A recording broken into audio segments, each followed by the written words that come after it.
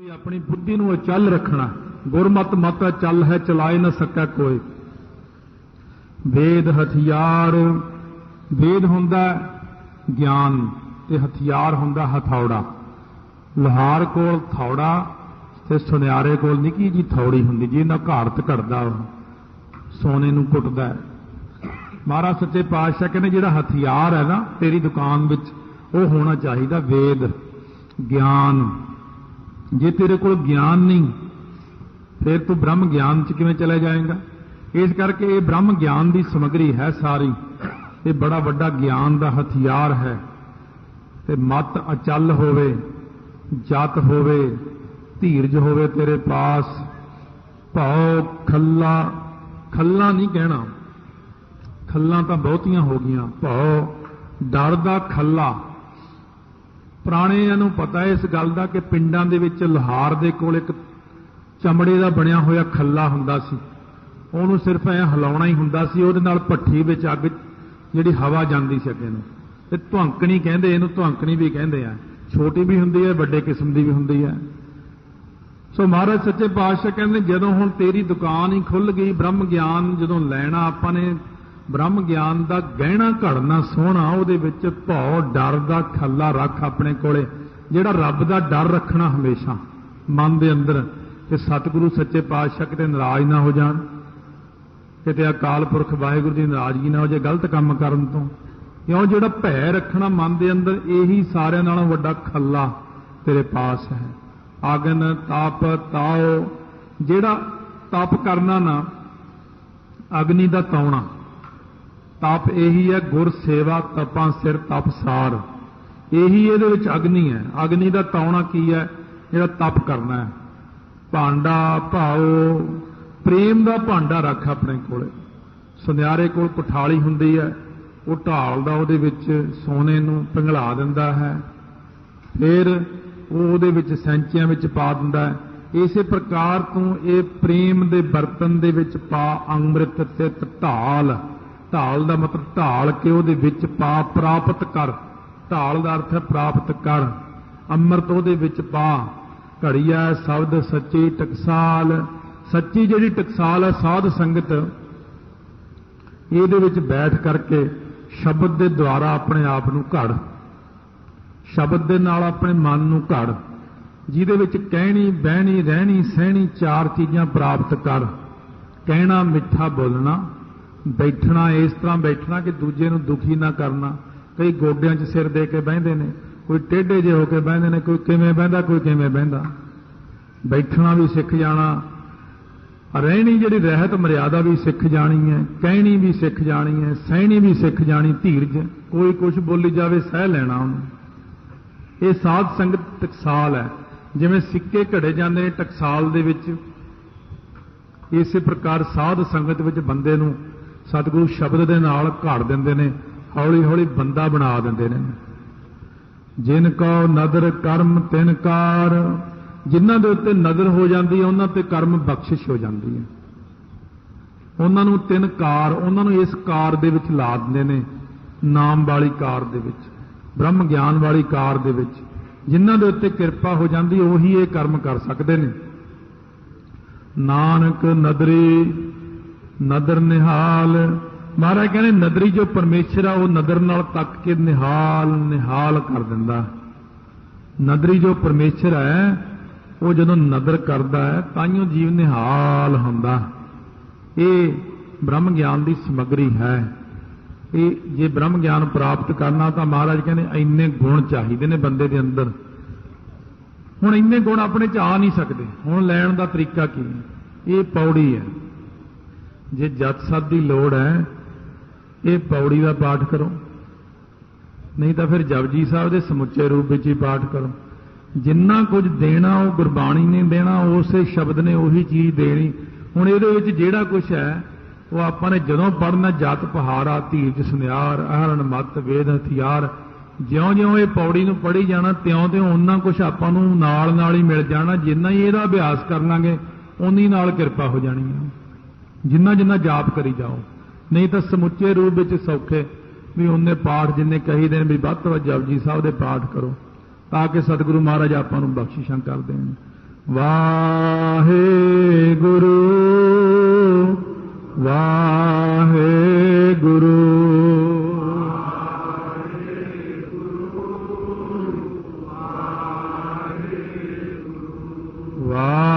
ਵਾਹਿਗੁਰੂ ਵਾਹਿਗੁਰੂ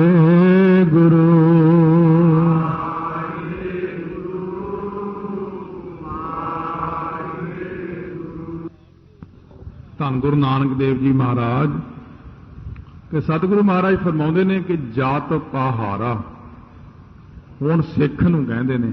ਪਹਿਲਾਂ ਸਿੱਧਾਂ ਨੂੰ ਸਮਝਾਇਆ, ਕਹਿੰਦੇ ਜਿਹੜਾ ਗੁਰਸਿੱਖ ਭਾਈ ਜਿਹੜਾ ਜਾਤ ਹੈ ਨਾ, ਇਹ ਜਾਤ ਬਹੁਤ ਜ਼ਰੂਰੀ ਹੈ, ਕਿਉਂਕਿ ਬੰਦੇ ਦੇ ਅੰਦਰ ਜਿਹੜਾ ਜਾਤ ਆਉਣਾ ਹੈ, ਜਾਤ ਬਿਨਾ ਤਿਆਗ ਨਹੀਂ। ਜਾਤ ਆ ਗਿਆ ਤਾਂ ਤਿਆਗ ਹੈ, ਤਿਆਗ ਤੋਂ ਬਿਨਾ ਸੰਨਿਆਸ ਨਹੀਂ, ਸੰਨਿਆਸ ਤੋਂ ਬਿਨਾ ਬੈਰਾਗ ਨਹੀਂ। ਹੁਣ ਉਲਟ ਚੱਲ ਪੈਣਾ, ਬੈਰਾਗ ਤੋਂ ਬਿਨਾ ਤਿਆਗ ਨਹੀਂ ਤੇ ਤਿਆਗ ਤੋਂ ਬਿਨਾ ਸੰਨਿਆਸ ਨਹੀਂ ਤੇ ਸੰਨਿਆਸ ਤੋਂ ਬਿਨਾ ਜਤ ਨਹੀਂ। ਇਹ ਸਾਰੀਆਂ ਚੀਜ਼ਾਂ ਆਪਸ ਵਿੱਚ ਸੰਬੰਧ ਰੱਖਦੀਆਂ ਨੇ। ਜਦ ਤੱਕ ਬੰਦੇ ਦੇ ਅੰਦਰ ਜਤ ਨਹੀਂ ਹੈ, ਉਦੋਂ ਤੱਕ ਇਸ ਬੰਦੇ ਦੇ ਅੰਦਰ ਤਿਆਗ ਦੀ ਭਾਵਨਾ ਨਹੀਂ ਪੈਦਾ ਹੁੰਦੀ, ਸੰਨਿਆਸ ਨਹੀਂ ਆ ਸਕਦਾ, ਬੈਰਾਗ ਨਹੀਂ ਆ ਸਕਦਾ। ਹੁਣ ਬੈਰਾਗ ਕਈ ਪ੍ਰਕਾਰ ਦਾ ਬੈਰਾਗ ਆ। ਹੁਣ ਬੈਰਾਗ ਦੀਆਂ ਕਿਸਮਾਂ ਜੇ ਆਪਾਂ ਸਮਝਾਂਗੇ ਤਾਂ ਥੋੜਾ ਆਪਾਂ ਨੂੰ ਪਤਾ ਲੱਗ ਜਾਂਦਾ, ਨਹੀਂ ਤਾਂ ਕਈ ਵਾਰੀ ਸੁਣਿਆ ਹੁਣ ਆਪਾਂ ਬੈਰਾਗ ਹੈ ਫਲਾਣੇ ਨੂੰ। ਹੁਣ ਬੈਰਾਗ ਜਿਹੜਾ ਉਹ 12 ਤਰ੍ਹਾਂ ਦਾ ਹੈ, 12 ਕਿਸਮਾਂ ਬੈਰਾਗ ਦੀਆਂ ਚੱਲਦੀਆਂ ਨੇ। 3 ਕਿਸਮਾਂ ਵੱਖਰੇ ਪਾਸੇ ਨੇ, 9 ਕਿਸਮਾਂ ਵੱਖਰੀਆਂ ਨੇ ਬੈਰਾਗ ਦੀਆਂ। 3 ਕਿਸਮਾਂ ਤਾਂ ਸੰਸਾਰੀ ਤੌਰ ਤੇ ਆ ਜਾਂਦੀਆਂ ਨੇ। ਸੋ ਇੱਕ ਬੰਦੇ ਦੇ ਘਰ ਦੇ ਵਿੱਚ ਮਰਗਤ ਹੋ ਗਈ, ਇਸਤਰੀ ਚੜ੍ਹਾਈ ਕਰ ਗਈ, ਪਦਾਰਥਾਂ ਦਾ ਨੁਕਸਾਨ ਹੋ ਗਿਆ, ਕਰਜ਼ਾ ਸਿਰ ਤੇ ਚੜ੍ਹ ਗਿਆ, ਉਹ ਕਹਿੰਦੇ ਆਪਦਾ ਕਾ ਮਾਰਿਆ ਘਰ ਤੇ ਨਸਤਾ, ਉਹ ਦੌੜ ਗਿਆ ਘਰੋਂ। ਕਿੱਥੇ ਦੌੜ ਗਿਆ? ਲੁਕਦਾ ਫਿਰਦਾ, ਛੱਡੋ ਪਰੇ, ਸੰਸਾਰ ਨਾਸਵੰਤ ਹੈ, ਝੂਠਾ ਹੈ, ਇਉਂ ਕਹਿ ਕਹਾ ਕੇ ਉਹ ਸੰਸਾਰ ਨਾਸਵੰਤ ਕਰਕੇ ਝੂਠਾ ਬੈਰਾਗ ਜਿਹਾ ਬਣਾ ਕੇ ਨਿਕਲ ਗਿਆ। ਜਦੋਂ ਘਰ ਦੇ ਹਾਲਾਤ ਜੇ ਠੀਕ ਹੋ ਗਏ, ਪਿੱਛੇ ਘਰਦਿਆਂ ਨੇ ਸਭ ਕੰਮ ਸੈੱਟ ਕਰ ਲਿਆ, ਫਿਰ ਮੁੜ ਆਇਆ। ਤੇ ਹੁਣ ਤੂੰ ਮੁੜ ਆਇਆ ਕਿਉਂਕਿ ਹੁਣ ਕੰਮ ਠੀਕ ਹੋ ਗਿਆ, ਉਹ ਬੈਰਾਗ ਖਤਮ ਹੋ ਗਿਆ। ਇਹਨੂੰ ਪੁਰਾਣੀ ਰੀਤੀ 'ਚ ਪੁਰਾਣੇ ਮਹਾਂਪੁਰਸ਼ ਕਹਿੰਦੇ ਗਧਾ ਬੈਰਾਗ ਹੈ। ਕਿਉਂ? ਗਧੇ ਦੀ ਆਦਤ ਇਹ ਹੁੰਦੀ ਹੈ, ਜੇ ਉਹ ਘੁਮਿਆਰ ਦੇ ਘਰੋਂ ਖੁੱਲ੍ਹ ਕੇ ਚਲਿਆ ਜਾਏ, ਸਾਰਾ ਦਿਨ ਰੂੜੀਆਂ ਤੇ ਇੱਧਰ ਉੱਧਰ ਭਟਕਦਾ ਭਟਕਾਉਂਦਾ, ਸ਼ਾਮ ਨੂੰ ਗਧਾ ਆਪਣੇ ਘਰ ਆ ਜਾਂਦਾ।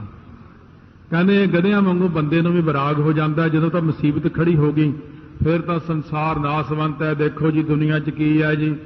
ਜੇ ਆਪਦੇ ਘਰੇ ਮੌਜਾਂ ਲੱਗ ਗਈਆਂ, ਫਿਰ ਕਹਿਣਗੇ ਗ੍ਰਿਸ਼ਤ ਵਰਗਾ ਕੋਈ ਮਾਰਗ ਨਹੀਂ ਹੈ। ਉਹ ਮਹਾਰਾਜ ਕਹਿੰਦੇ ਇਸ ਪ੍ਰਕਾਰ ਇੱਕ ਘੋੜਾ ਬੈਰਾਗ ਹੁੰਦਾ। ਗਧਾ ਤਾਂ ਸ਼ਾਮ ਨੂੰ ਆਪਣੇ ਆਪ ਵਾਪਸ ਮੁੜ ਆਉਂਦਾ। ਜੇ ਘੋੜਾ ਘਰੋਂ ਨਿਕਲ ਜਾਏ, ਉਹਨੂੰ ਜਾ ਕੇ ਫੜ ਕੇ ਲਿਆਉਣਾ ਪੈਂਦਾ, ਪਰ ਉਹ ਆ ਜਾਂਦਾ। ਇਸੇ ਪ੍ਰਕਾਰ ਕਈ ਮਨੁੱਖਾਂ ਨੂੰ ਐਸਾ ਬੈਰਾਗ ਹੁੰਦਾ, ਬੈਰਾਗੀ ਹੋ ਕੇ ਚਲਿਆ ਗਿਆ ਹਰਿਦੁਆਰ, ਸਾਧੂਆਂ ਸੰਤਾਂ ਦੇ ਡੇਰੇ ਜਾ ਬੈਠਾ, ਸੰਨਿਆਸੀ ਹੈ ਹਮ ਤੋਂ, ਚਿਮਟਾ ਪਕੜ ਲਿਆ ਹੱਥ ਵਿੱਚ, ਧੂਣੀਆਂ ਪਾ ਲਈਆਂ, ਸਾਰੇ ਰਿਸ਼ਤੇਦਾਰਾਂ ਨੂੰ ਮਿਲੇ ਜਾ ਕੇ, ਸਾਰੇ ਜਾਣੇ ਬਈ ਉਹਦੀ ਪਤਨੀ ਮਿਲੀ, ਬਈ ਉਹ ਤਾਂ ਉੱਥੇ ਬੈਠ ਗਿਆ, ਜਾ ਕੇ ਉਹਨੂੰ ਲੈ ਕੇ ਆਈਏ। ਰਿਸ਼ਤੇਦਾਰ 8-10 ਜਾਣੇ ਇਕੱਠੇ ਹੋ ਕੇ ਗਏ, ਉੱਥੇ ਦੇ ਬੜੇ ਡੇਰੇ ਵਾਲੇ ਮਹਾਤਮਾ ਨੂੰ ਮਿਲੇ, ਜੀ ਇਹ ਲੈ ਕੇ ਜਾਣਾ, ਬੱਚੇ ਰੁਲਦੇ ਆ, ਲੈ ਜਾਓ ਬਈ। ਉਹਨੂੰ ਸਾਰਿਆਂ ਨੇ ਮਨਾਇਆ ਵੀ ਅਸੀਂ ਤੈਨੂੰ ਕੁਛ ਨਹੀਂ ਕਹਿੰਦੇ, ਤੂੰ ਘਰ ਆ ਜਾ, ਤੂੰ ਦੇਖ ਤੈਨੂੰ ਪਾਠ ਨੂੰ ਵੀ ਟਾਈਮ ਦੇ ਦਿਆਂਗੇ, ਤੈਨੂੰ ਐਂ ਵੀ ਕਰ ਦਿਆਂਗੇ, ਤੂੰ ਗੁਰਦੁਆਰੇ ਵੀ ਭਾਵੇਂ ਜਾਇਆ ਕਰ, ਪਰ ਬੱਚੇ ਨਾ ਰੋਲ। ਖੈਰ ਜੀ ਕਰ ਕਰਾ ਕੇ ਮਨ ਮਨਾ ਕੇ ਲੈ ਆਏ ਉਹਨੂੰ। ਬਾਅਦ ਦੇ ਵਿੱਚ ਉਹ ਜਿਵੇਂ ਆ ਕਰਕੇ ਫੇਰ ਘੋੜੇ ਨੂੰ ਲੋਕ ਫੇਰ ਜੋੜ ਲੈਂਦੇ ਨੇ, ਫਿਰ ਉਸੇ ਪ੍ਰਕਾਰ ਜੋੜ ਲਿਆ ਉਹਨਾਂ ਨੇ, ਸੰਬੰਧੀਆਂ ਲਈ, ਫਿਰ ਹੋਰ ਰਿਸ਼ਤੇਦਾਰਾਂ ਲਈ, ਉਹ ਫਿਰ ਕਮਾਉਣਾ ਸ਼ੁਰੂ ਕਰ ਦਿੰਦਾ। ਇਸ ਪ੍ਰਕਾਰ ਦਾ ਇਹ ਬੈਰਾਗ ਹੋ ਗਿਆ। ਇੱਕ ਬੈਰਾਗ ਹੈ ਸ਼ੇਰ ਵਾਲਾ, ਸ਼ੇਰ ਦੀ ਤਰ੍ਹਾਂ ਬੈਰਾਗ ਹੈ। ਪਿੰਜਰਾ ਤੋੜ ਕੇ ਸ਼ੇਰ ਜਿਹੜੇ ਇੱਕ ਵਾਰ ਨਿਕਲ ਗਿਆ, ਦੁਬਾਰਾ ਨਹੀਂ ਉਹ ਪਿੰਜਰੇ 'ਚ ਆਉਂਦਾ। ਇਹ ਹੈ ਅਸਲੀ ਬੈਰਾਗ। ਜਦੋਂ ਇੱਕ ਵਾਰੀ ਮੋਹ ਮਾਇਆ ਮਮਤਾ ਦੇ ਜਾਲ ਨੂੰ ਤੋੜ ਕੇ ਨਿਕਲ ਗਿਆ ਨਾ, फिर दोबारा नहीं आउंदा, फिर कोई लख यतन करे, फिर ऐसा वैराग हो जाता मन के अंदर कि संसार नासवंत नज़र आउण लग जाता। इस करके ये तीन विराग जिहड़े ने ये वक्री किस्म के 9 विराग एक ने। वो 9 विराग इस किस्म के ने। सारिਆਂ नालों पहला ਉਹਦੇ ਵਿੱਚ कारण विराग आउंदा। कारण करके विराग पैदा होना। राजा भरथर हरी होया, सारिਆਂ ਨੂੰ पता है। भरथर जोगी बाद च बनया। वो पहला वो राजा सी, राणी पिंगला, अति सुंदर राणी सी पिंगला दी भरथर हरी दी। इहनूं कारण विराग किवें होया? सो इहनूं किसी ने लिया के अमर फल दिता सी। अमर फल का मतलब बंदा अमर हो जाता, जवान ही रहिंदा। इहने सोचिया ब्राह्मण नूं मिलिया सी, ब्राह्मण ने इहनूं दिता। इहने सोचिया राजे ने, चलो ब्राह्मण तो यह सोचे राजा जवान रहू, भला राजा प्रजा का भला करूं। इहने अपनी राणी नूं दिता भी राणी खा लवेगी। तो इस प्रकार उहने राणी दा अगे जिहड़ा ऐसा ही सी करैक्टर उहदा माड़ा ही सी, उहने महावत नूं देता अगे। महावत सी हाथी नूं चलाउण वाला। महावत अगे बेसवा कोल जांदा सी, उहने बेसवा दे दिता। बेसवा कहंदी जे मैं तो माड़े ही काम करने ने, मैं खा के कहना मैं राजे नूं ही दे दिंदी हां, कोई राजा भला करेगा प्रजा। उहने आके अमर फल जदों राजे दे अगे रखिया, वो बड़ा हैरान होया, तेरे कोल कित्थों आ गया है फल? कहंदी जी असल विच तुहाडा महावत मेरे कोल जांदा। महावत नूं कहंदा तेरा गल वड़ देंगा, मैनूं दस कित्थों मिलिया? कहंदा जी राणी ने दिता मैनूं। बस ऐसी सट वजी मन दे उत्ते। उत्थे ही राज भाग वाले कपड़े ला के एक खफनी जी पा के उत्थों ही छड्ड के सारा कुछ जंगलों नूं चलिया गया। भरथर हरि जी ने वैराग का 100 श्लोक लिखिया है, उहनूं कहंदे वैराग शतक। बाहर दुकानां तो पुस्तक मिल जाती है, वैराग शतक कह के लैके वो 100 श्लोक पढ़ियो। इन्ना वैराग है उहदे विच, इन्ना वैराग है कि बंदा पढ़ के वैरागी हो जाता, कि दुनिया सारी नकली लगन लग जाती, झूठी है। तो इस प्रकार नाल एक कारण वैराग हो जाता। ये कारण वैराग, कारण करके वैराग का होना। कारण वैराग तो बाद हुंदा मंद वैराग। ये मंद वैराग जिन्हां नूं हुंदा वो वैराग उसे विच ही आ जाता, जिन्हों आपां गधा वैराग कहा। मंद वैराग वो हुंदा, ये थोड़ा जिहा फर्क है उहदे नालों कि घरों तो आपदा दा मारिया दौड़ गया, गरीबी है या करजे देने ने या विपता, छड्ड के किते दूर चलिया गया, कपड़े पा के गेरू रंगे जां जोगी बन के बैठा। हौली हौली वो पिंड वाले ने उत्थे लागे दियां ने झोंपड़ी पा दिती, डेरा बन गया, 100 चेले ते 100 चेलियां बना लईआं। ये की होया? ये तो मंद वैरागी, तो फिर उत्थे ही जा बैठा है। इस प्रकार कबीर जी का एक नाल दा संगी सी, वो आया करे कबीर जी कोले, हौली हौली वो भी छड्ड के घरों दौड़ गया, जाके जंगल विच कुटिया पा लई। हौली हौली लोग आउण लग पे, हौली हौली सेवक बना लए, चेले चेलियां बना लए। कबीर जी किते विचरदियां उत्थे पहुंच के जाके देखियो ये साडे पिंड दा ही बंदा। वो कहने तू इत्थे साधु बनया बैठा, न्याणे तेरे उत्थे रोई जांदे ने, घर वाली तेरी रोंदी फिरदी, चारे रुलदे फिरदे ने, तू इत्थे बनया बैठा साधु। कहना जी बस हम मौज लगी है। कहना वो गृहस्थ दे मार्ग तां औखे ही ने, इत्थे देखो किन्ने चेले चालियां चाटड़े लोग लियाउंदे, कोई दुध लिया रहा, कोई रोटियां लिया रहा, कोई मठियाइयां, कोई फल लिया रहा। कबीर जी कहते कबीर चाले थे हर मिलन को, बीचै अटक्यो चीत। कहने चलिया तो असी घरों ये कह के रब नूं मिलन चले, हम तो बैरागी है। आ देख ला इत्थे आके सिख साखा बहुते किए, केसो कियो ना मीत। आ चेले चाटड़े बहुत बना ले, वो जो मित्र बनाउणा ही सी तां रब नूं बना लैंदा। इन्हां नूं मित्र काहदे लई बनाया? जे तू ये 4 न्याणे छड्ड के तां तू आ गया घरों, आखे पालने औखे ने। आ 100 चेला चेली जिहड़े बना ले, इन्हां नूं पालना तू सौखा समझदा। इस करके इहनूं मंद वैराग कहंदे ने। ये भी प्रमाण नहीं, ये वैराग जिहड़ा है ना, इस करके ये प्रमाण नहीं। अगे वैराग आउंदा एक इंद्रे वैराग। एक इंद्रे वैराग हुंदा अखां ने इधर चले जाना, विषयां वल देखी जाना, माड़े काम देखी जाने, कन्नां ने गंदियां गल्लां सुननियां, जबान नाल गंदा बोलना भी।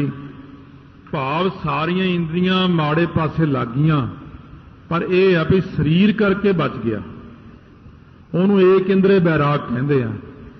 फिर भी ਉਹਨੂੰ ਜਤੀਆਂ ਵਿੱਚ ਹੀ ਮੰਨਿਆ ਜਾਂਦਾ। ਸਰੀਰ ਕਰਕੇ ਜਿਹੜਾ ਸਾਰੀ ਜ਼ਿੰਦਗੀ ਬਚਿਆ ਰਹੇ। ਹੁਣ ਮਨ ਦਾ ਕੀ ਆ, ਮਨ ਤਾਂ 100 ਗੱਲਾਂ ਸੋਚਦਾ ਆਪਣਾ।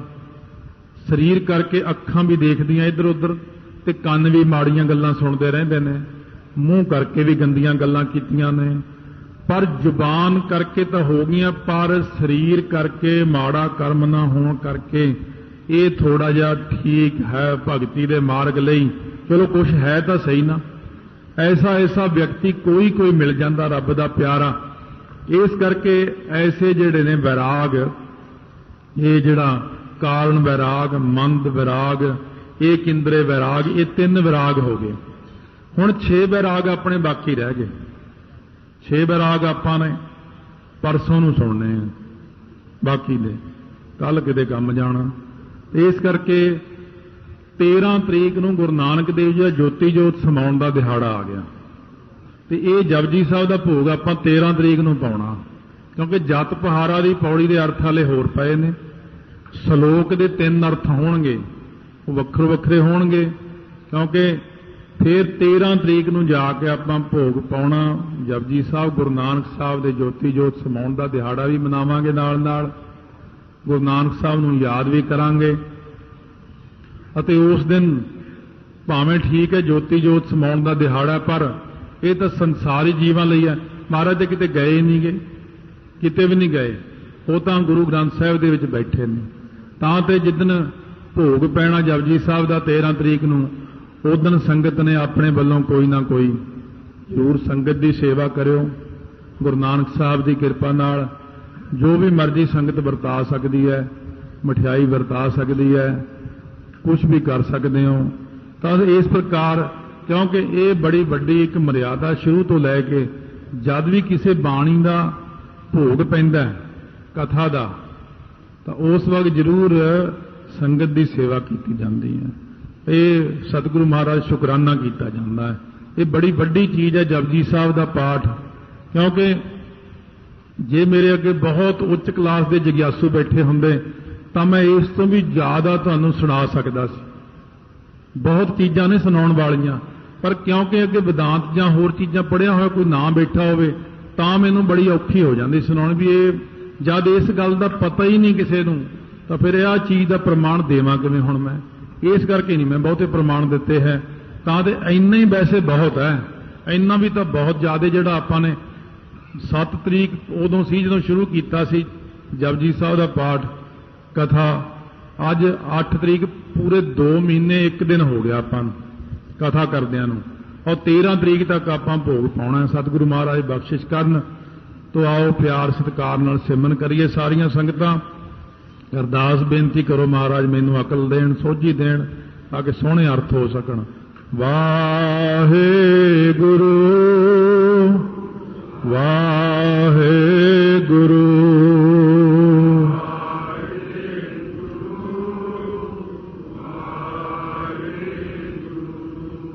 ਵਾਹਿਗੁਰੂ